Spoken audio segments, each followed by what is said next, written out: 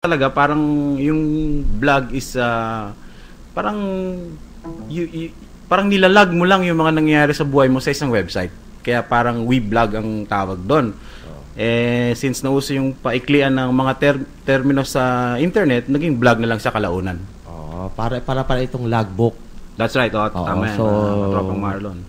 Dinodocument ng vloggers ang kanyang mga experiences o mga ideas na in diary, parang journal form. Parang journal form, tama ka. Parang diary na nilagay lang sa internet, parang naging online diary pero kalaunan naging focus na yung pagsusulat sa internet. Kaya nga nagkaroon ng mga kanya-kanyang niche, kumbaga. Katulad ko, pagkatapos ko ng lampas 6 na buwan, nakita ko na yung karamihan ng mga sinusulat ko ay patungkol sa technology. Kaya later on, naging technology vlog na lang yung focus ko. Yun. Pero aside from your digital Spidey, meron ka pang Pinoy travel vlog?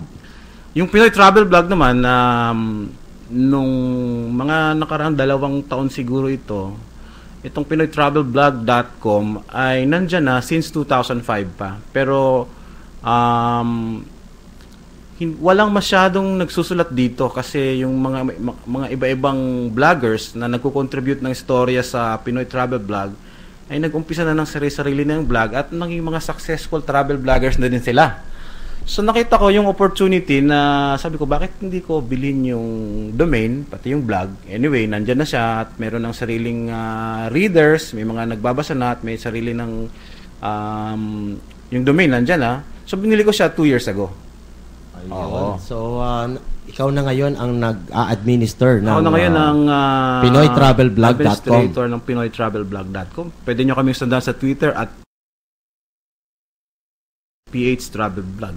Ayun. Yeah. So dinidiscuss mo dito yung mga experiences or anything about travel. Anything about travel. So in the Philippines kasi Pinoy Travel Vlog, not necessarily Philippines. Not necessarily Philippines. Tumatalakay kami dito. Sinabi kong kami dahil meron akong mga kasamahan din dito, mga vloggers, mga contributors. No? Tinatalakay namin dito yung mga experience namin pag nag-travel kami, whether sa Pilipinas or sa abroad.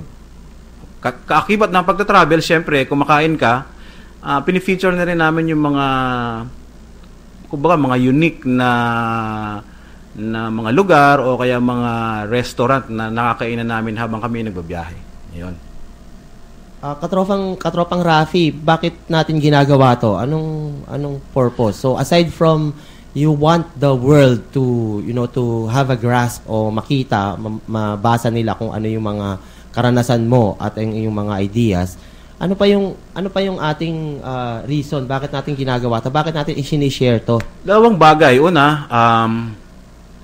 kung ito ay hilig mo, yan yung una yung hilig mo. Pangalawa, para yung ibang tao na hindi pa nakarating doon sa lugar na yun, magkaroon sila ng idea. No? Halimbawa, kung papunta ka ng Bicol, merong bypass road dyan sa may Atimonan, Quezon na makakatipid ka ng kalahating oras. So kung hindi ka sa bundok, di ba? Aakyat ka sa bundok, literally aakyat ka sa bundok at zigzag road ito, no? Kung yung tawag nga nila bitukan ng manok. Bitukan ng manok, tama 'yon.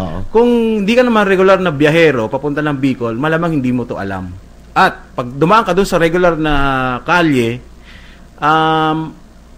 mas mahaba ang tatahakin mong mas mahabang oras na kakainin mo as versus kung umakyat ka doon sa bundok, mga kalahating 30 minutes ang matitipid mo. Yun, pag na-share mo yon at mabasa ng ibang mga readers, nakatulong ka din sa kanila na-share mo kumbaga yung mga hindi pa nila na-experience na mga lugar at mga bagay ganun. So ito, yung sharing of information para bigyan ng idea yung mga readers kung ano yung na-experience mo sa lugar na yon. Halimbawa, doon nga sinabi mo sa pag-travel mo papuntang Bicol. Naalala ko, Katropang Rafi, nung holiday season, di ba, biyahe ka. Pagkatapos ng Christmas party natin sa Cyberpress, kinabukasan, biyahe ka na. At hindi ka lang biyahe, kundi yung mga experience mo from yung papunta at saka pabalik, i-share mo sa iyong vlog. Tama yun. Hindi katulad nung unang panahon, nung mga nakaraang taon na hindi pa tayo nagbablog. Kung uuwi tayo, wala tayong ibang ginagawa kundi magmaneho lang, kumain pag stopover, yun lang. Pero ngayon, masishare mo na sa internet sa pamamagitan ng vlog yung experience mo. Katulad niya, kunyari, may mga ginagawa palang kalsada along the way dyan sa may Quezon, di pwede mo nang may share at yung mga posibleng dumaan dyan, ma-inform mo na in advance. Ayun, na itong mga katulad nito, maliit na bagay, minsan hindi na to na pag-uusapan sa mainstream media. Kasi kung baga, nandyan na yan, hindi na masyadong pinapansin. Oo, so in turn, yung mga tinatalakay mo, it's yung mga journal mo, nakakatulong sa yung mga taga-basa. Taga-basa, yung mga readers natin sa blog. At hindi lang 'yon, nakatropang Rafi. Siyempre, yung sinabi mo, yung travel. Doon naman sa digitalspidey.com na nabanggit mo kanina, tungkol ito sa mga gadgets at dinidiscuss mo dito yung mga experiences mo. So, ibig sabihin, yung kanina sa travel, halimbawa ako, papunta ako ng Quezon, nagbabalak ako na mag-travel papuntang Quezon o papuntang Bicol. At beforehand na nabanggit mo na mayroong ganitong mga sitwasyon sa lugar na dadaanan ko, may inform ako. Ibig sabihin, bago pa ako pumunta, informed na ako ano yung actual na... Totoo yun. At ito ay real time. Real time. Dahil meron kang daladalang mobile device na nakakonekta sa internet. Totoo yun. Karamihan naman sa atin ngayon, lalo na yung mga nasa Metro Manila, meron tayong mga bit-bit na smartphone ang tawag dito, Katropang Marlon. Ito yung mga telepono na merong internet connection at pwede kang makapag-social media, makapag-access sa yung social media. At tayo mga vloggers, pwede makapag-vlog habang nakakonect tayo sa internet. Oo, so yun, sinabi mo nga doon sa sitwasyon sa mga daanan. Tapos meron kang dalang isang mobile device. Parang shooting many birds in one stone to. Totoo yan, Katropang Rafi. At yung hawak-hawak mong mobile device, bagong-bago, parang December pa lang lumabas to. At nabalitaan ko, ito rin ay ang Product of the Year ng Cyberpress Awards. Ito yung mga topic na dinidiscuss ko sa Digital Spy. At na-mention mo na yan, ang device na hawak ko ngayon, ito yung LG G2 ng LG Mobile, no? Ito yung na-award na ng Cyberpress na IT Product of the Year. Napakasikat nitong device na to kasi napakaganda ng camera nito at napakalinaw. 13 megapixel. 13 megapixels ito. Mas mataas pa yung megapixel niya kumpara doon sa mga malalaking camera na nilabas ng mga nakaraang taon. Okay, magbabalik tayo. Ito ang inyong katropa, si Marlon Magtira at si katropang Rafi Pedrahita ng digitalspidey.com. Ito ang Vloggers Hour. Ang oras po ay 11:30 Philippine Standard Time. Ito ang DWWD 1134 kHz. Balita, impormasyon at musika. AM at FM pinagsama. Ito ang Katropa Radio. Iba tayo.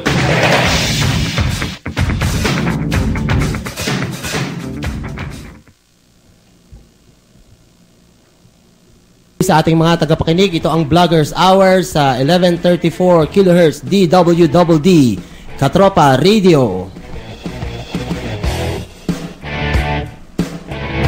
Kasama natin si katropang Rafi Pedrahita ng digitalspidey.com. Ito ang inyong katropa, si Marlon Magtira.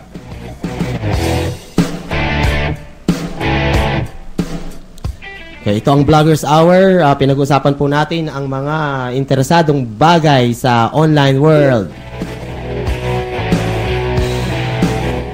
Katropang Rafi, nagbabalik tayo sa Vloggers Hour. Kanina nabanggit ko na ang dwdd.com.ph ay magkakaroon ng mga vlogs. Sisimulan natin ito sa dwdd.com.ph/bayanihan. Ang Bayanihan blog ng DWDD ay magtatalakay sa mga buhay o mga karanasan ng ating mga sundalo na nagbuwis ng buhay, nagpakita ng kabayanihan, naglingkod sa sa ating mga mamamayan. Kung natatandaan mo, Katropang Rafi, nung December nag-launch ang ating CRS AFP. Binabati po natin ang ating Commanding General, si Brigadier General Rolando Junco, at ang ating AFP Chief of Staff, si General Emmanuel Bautista, na nag-launch sila ng isang aklat. Ang title nito ay Kwentong Bayanihan. At ito ay koleksyon ng mga istorya ng ating mga karaniwang sundalo. At ang mga sundalo natin, Katropang Rafi, ang nagsulat sila mismo. Hindi ito mga professional writers, hindi mga professional journalists. So, in-account nila, dinocument nila, i-present nila, in-illustrate nila yung actual experience na nila sa paglilingkod sa ating mamamayan. Sinabi nga sa akin ng ating Commanding General, si Brigadier General Junco, nung launch, na ito ang epitome ng motto ng ating armed forces. Ang ating tropang. Oo, ang maglingkod, unahin muna ang mamamayang Pilipino bago ang sarili. So, i-showcase natin sa vlog na ito, makikita sa www.d.com.ph/bayanihan. Kung nasa Twitter kayo, tinweet ko po yung Bayanihan vlog ng www.d.com.ph. Yes, so over the holidays, dinevelop natin ito. So hopefully Friday na ngayon, no? So within the weekend. Actually nung last week, I'm expecting na this weekend na mag-a-up na yung ating vlog. Pero meron pang kaunting inaayos. So this is going to be in vlog form. Parang yung libro. Ang mga magsusulat dito, Katropang Marlon, mga sundalo natin. Mga sundalo. Nasa field. Nasa field. At in partnership ito, Katropang Rapi, with the Political Science Department of Ateneo de Manila. Ateneo de Manila University. At ang yung Australian Aid. Asia Foundation. The Asia Foundation. Yan. So, nilaunch yung hardware, hard copy in print form. So, nauna na yung hard copy. Nauna na yung hard copy noong itong lang December. Congratulations. At ang digital form, at pwedeng i-download din yung PDF, Katropang Rafi, doon sa blog. Pero, ang content niya ay ginawa natin in blog form. Siyempre, iba ang presentation natin in digital format as compared to the print form. Totoo yan, okay. Very interesting tong ginagawa ng AFP para sa ating mga sundalong nasa field, no? Oo, para naman mabigyan ng recognition yung madalas natin na malayo, nasa malayong lugar na ating mga katropang sundalo at ma-recognize yung kabayanihan na kanilang ginawa para sa ating mga mamamayan. Totoo yun. So, pag ganitong sila magsusulat, Katropang Marlon, ano yung mga medium na gagamitin nila?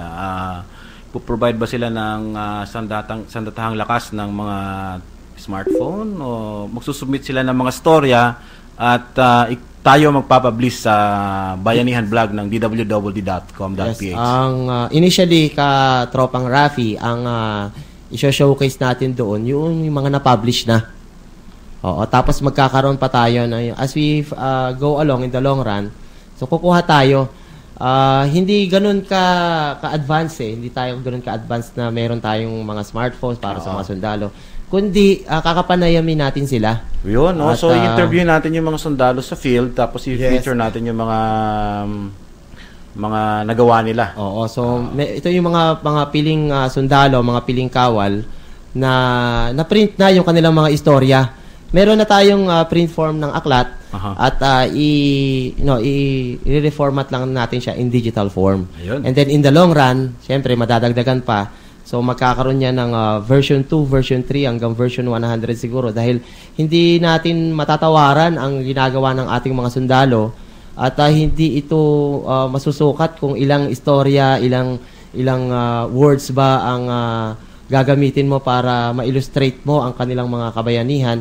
Kaya walang katapusan ito, Katropang Rafi, hanggat meron tayong access sa online. Patuloy nating gagawin ito at dadagdag at magdadagdag pa ang mga istorya. Ayos, may magandang development at para mabigyan din natin ng honor yung mga tropa natin Yes, sa tama nga. field, na mga sundalo na mga tagapagtanggol natin yan. Okay, so balik tayo dun sa pinag-uusapan natin kanina. Sinasabi mo nga sa social network, yung vlogging, di ba? Yung digitalspidey.com. Balita ko, napakaraming followers nito. At chinek ko yung tweet mo, libo-libo na yung mga na-tweet mo at daan-daan ang yung mga taga-sunod sa Twitter. Oo. Gaano kahalaga ang social media, Katropang Rafi, sa vlog? Yung, yan, tama't na maganda at naitanong mo yung kahalagahan ng social media sa vlog. Pag tinignan mo kasi yung mga mga nagbabasa ng vlogs, halos kalahati o sumobra pa ay nanggagaling sa social media network. No? For example, ang mga nagbabasa ng vlogs ko sa digitalspidey.com, karamihan dito ay nanggagaling sa Facebook. Yung iba naman nanggagaling sa Twitter. So, importante na aside from may presence ka sa blog, na ipopromote mo ito sa social media, Katropang Marlon, para, alam mo naman, tayo mga Pilipino, hindi lang tayo tinaguri ang text capital of the world. So tayo na ngayon social media capital of the world na din tayo, no? So karamihan ng mga Pilipino ay makikita sa Facebook, na mayat-maya nasa Facebook. So magandang idea na sinishare din natin yung storya sa social media para nakikita din sa iba-ibang social media network katulad ng Facebook at Twitter. Okay, nasabi mo dyan na ang social media ay napakahalaga para sa mga vlogger. Actually, hindi lang para sa mga vlogger, para sa lahat ng mga website. Kung gusto mo na ikaw ang administrator ng website mo, gusto mong lumawak ang pagpapamahagi ng impormasyon tungkol sa iyong website, kailangan talaga ang social media. At Katropang Rafi, alam mo ba na ang Facebook, sinabi mo ka, Facebook capital tayo of the world. Isa tayo sa pinakamarami. Hindi natin maungusan, siyempre, yung China at saka India, na bilyon-bilyon yung mga tao diyan. Well, mas maraming tao doon kaysa dito. Pero alam mo ba na ang halos 105 million na tayo ang populasyon natin sa Pilipinas. Oo. More than 30%, if not 29 to 29.72% ng mga Pilipino ay nasa internet. Nasa internet, online. So, ibig sabihin, meron silang access sa internet. Kung meron man silang mobile device o meron silang laptop na naka-hook up sa internet. Totoo yan. At alam mo ba na more than 90% ng mga Pilipinong ito ay merong Facebook account. Minsan nga yung iba, hindi lang isa yung Facebook account eh. Oo. At merong lumabas na study, yung mga ngayon, mga 2 years old and below. 2 years old and below sa Pilipinas. Ginagawa na ng mga Facebook account ng mga nanay. Halos sa lahat ng mga magulang na merong Facebook account, inilalagay nila ng online presence yung kanilang mga anak sa online. Hindi ako personally, Katropang Marlon, hindi ako masyadong pabor doon kasi unang-una, wala kang anak pa. Unang-una. Pangalawa, yung safety ng mga bata at legally, Katropang Marlon, hindi pinapayagan ng Facebook yung mga hindi pa nasa legal age na magkaroon ng account sa Facebook. Oo, tama ka dyan. Siyempre, kung wala silang account, yung mga tatay naman nila, inilalagay naman. So, parang ganun din. Oo. So, technically, dapat yung mga bata natin, yung mga kabataan na 2 years old and below, technically, dapat wala silang online presence. Ganun ba yung ibig mong sabihin, Katropang Rafi? Technically wala dapat silang account sa Facebook kasi hindi ito pinapayagan ng Facebook. At saka yung risk na alam mo na pwede silang maging anong tawag nito ba, alam mo uso yung mga kidnapping ngayon, 'di ba? So kung ayaw mong ma-expose yung mga anak mo, yung mga kapamilya mo diyan, siguro discourage natin yung mga pag-post ng mga picture ng mga anak, especially na yung Facebook ay gumagamit ng GPS system, so madali kang matrace kung saan ka nag-post at kung saan mo ginawa yung picture na yon. At madalas pa katropang Rafi ang mahilig itong ibang mga magulang na magyabang o mag-boast ng kanilang mga properties, di ba? Pinapakita, meron silang ganitong kotse, meron silang ganitong kalaking bahay. Totoo yun. Ito yung mga gamit nila, mga signature na mga bags, mga mamahaling sapatos. Para bang sinasabi nila online na marami akong pera, ito yung anak ko, kidnapin nyo, parang gano'n. Pero sa ibang angulo, pwede naman yun. Katulad kung ikaw ay vlogger or journalist na natasa ka mag-review, for example, ng mga sasakyan. So, isa sa mga obligasyon mo is to publish this sa social media para makita ng mga readers mo na ito yung ginagawa mo. Oo, pero yun, hindi sa iyo yun. Maliwanag, sinasabi mo hindi sa iyo. Pinahiram lang. Oo, pinahiram lang yun. Oo. At bibigyan mo ulit ng idea ang iyong mga readers ng experience mo doon sa produkto na yon.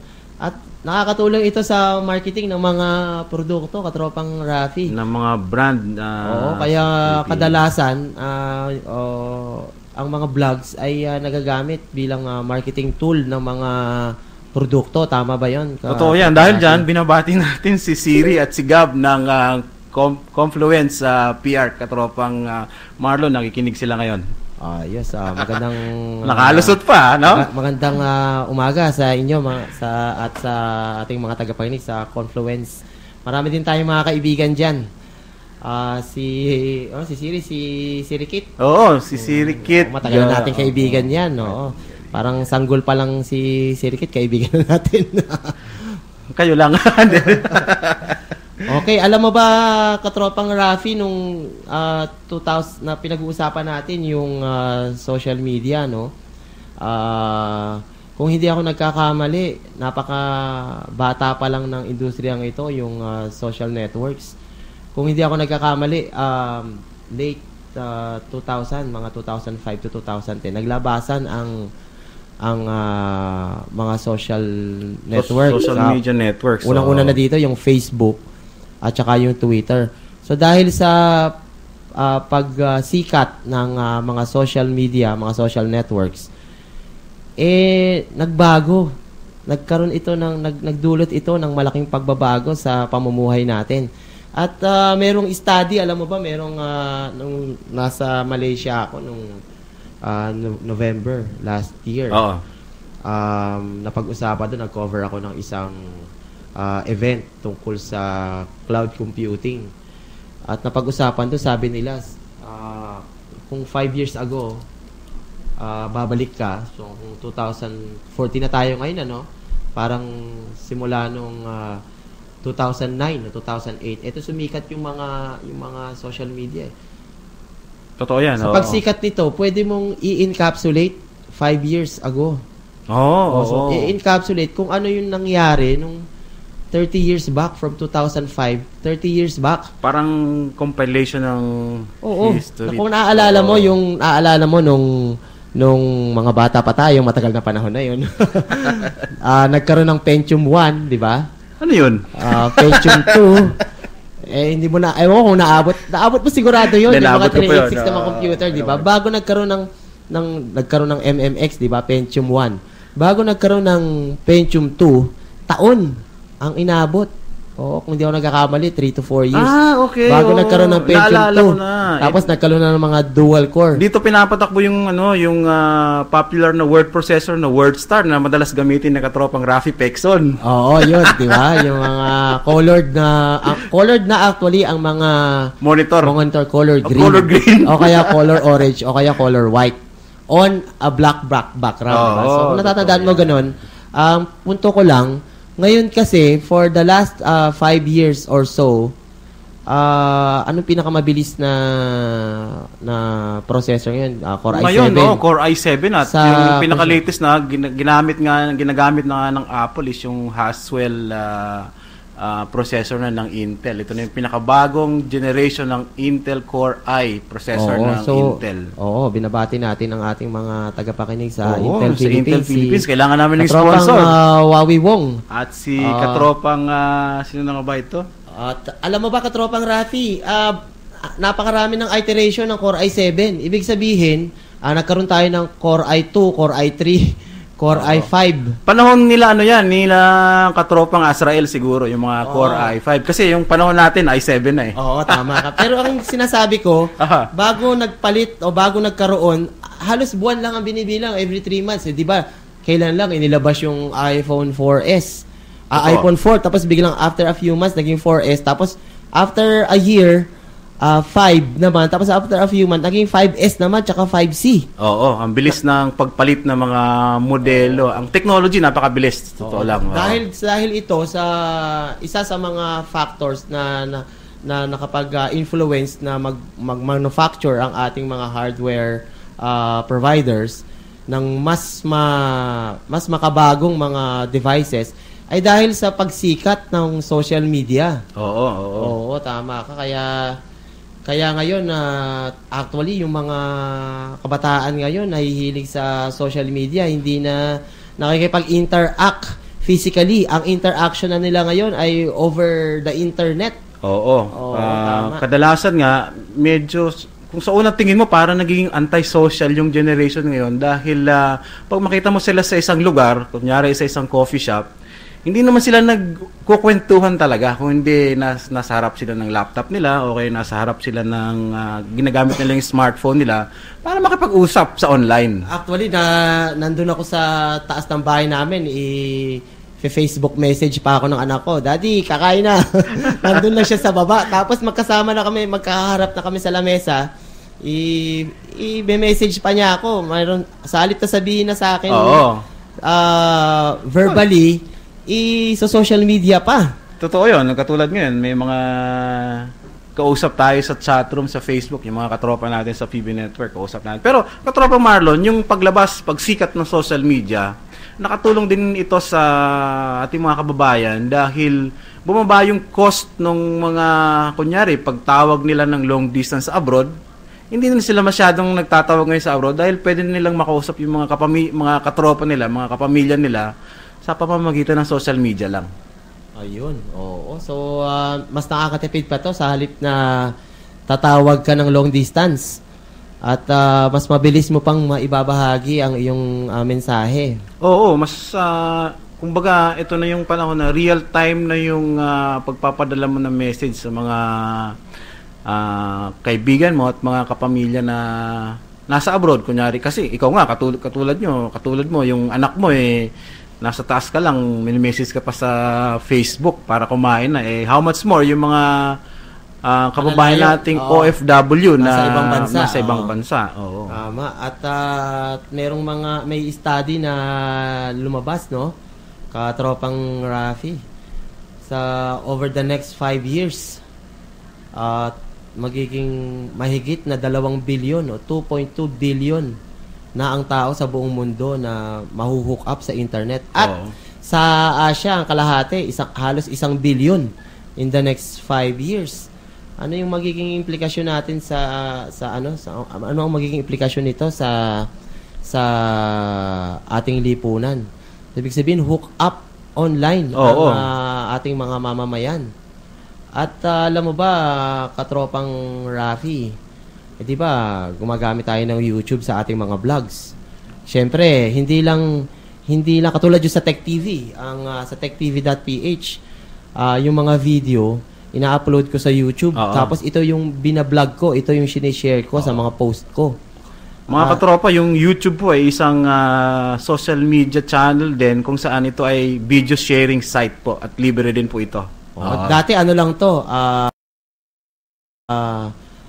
somewhere na paglalagakan mo o i-store mo ang iyong mga video files at eventually i-access mo siya. Ngayon, pwede mo na siyang i-share. Naka-hook up na rin to sa Facebook at sa Twitter. Oo, totoo yan. At karamihan nga sa mga iba nating kababayan, mga ibang vloggers din na pwede ka mag-broadcast ng live sa YouTube. So kung wala kang susubukan natin 'yan sa DWWD.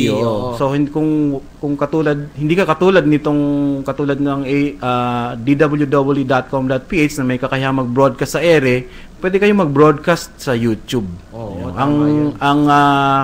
Ang kagandahan doon, wala pang regulating body ang YouTube, no? Hindi katulad ng mga estasyon ng radyo na merong regulating body katulad ng kapisanan ng mga broadcaster ng Pilipinas. Miyembro ang DWDD. Oo, at sinasabi ng YouTube 4 na billion daw na videos ang ina-access everyday ng mga users nito. 4 na billion. 4 na billion. Wow, ang laki. Parang 4 na libong milyon. Parang gano'n. At ang average daw na binabasa ng isang user ay 400 videos a month. So, 400 na video sa YouTube. Grabe, ang dami niyan, ha? At more than 35 hours of video ang ina-upload bawat minuto. Totoo yun. 35 hours. At pag nagawa natin yon sa dwww.com, Katropang Marlon, yung mga hindi nakapakinig sa slot natin, pwede tayong i-access nila yung YouTube channel natin at panoorin yung mga nakaraang episode, no? So, pero right now, live na rin tayo sa dwww.com.ph. Okay, so mag-break muna tayo. Binabati natin si Katropang Jing Garcia, nakikinig. Ayun. At meron siyang programa mamaya sa anong oras ba ito? 7:30 to 9 p.m. Kasama ko siya, ang Cyber Press Hour. Magandang umaga, Katropang Jing. Binabati din natin si Katropang Melvin. Ayun. Kahapon merong programa ang News Bites on Air every Thursday 11 a.m. to 12 noon at 7 to 8 p.m. sa San Diego. At muli, ito ang Vloggers Hour. Time check, it's 11:53.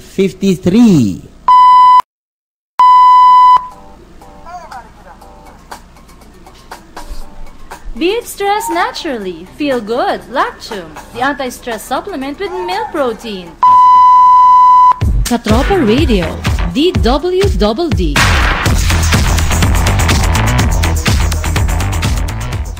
News and information on DWDD 1134 kilohertz. Ngayon na!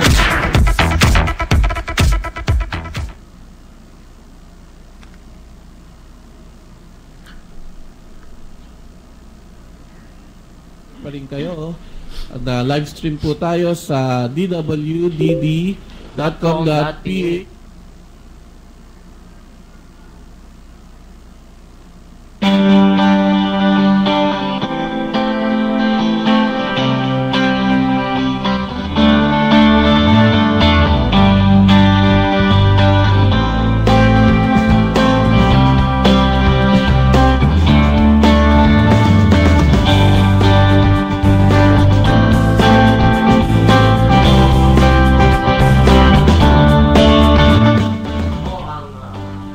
Ito ang Vloggers Hour. Kayo ay nakatutok sa 1134 kilohertz DWDD Katropa Radio. Ito ang inyong katropa, si Marlon Magtira sa Vloggers Hour from 11 a.m. to 12 noon every Friday.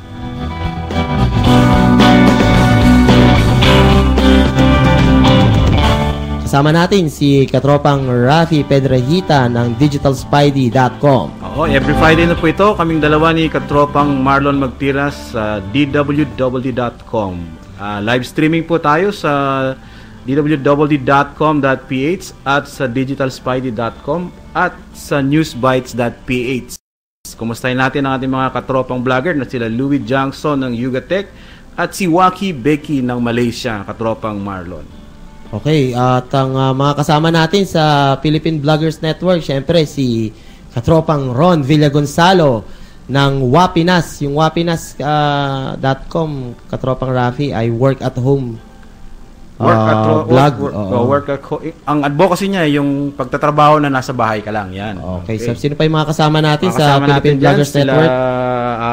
Katropang Rafi Pexon ng miniphilippines.com, si katropang Eli Villagonzalo ng lifestyle.digitalspidey.com, si katropang Mirna ng Enjoying Wonderful World blogspot.com, saka si Edel Santiago ng The Kitchen Goddess at blogspot.com, si katropang Gian Viterbo na member na rin ng Cyberpress at ang kanyang site ay ang gadgetpilipinas.net, at ang ating nag-iisang geek na babae si katropang Irene Enriquez ng girlygeek.ph, si katropang Ted ng whatsappphilippines.com, at ang ating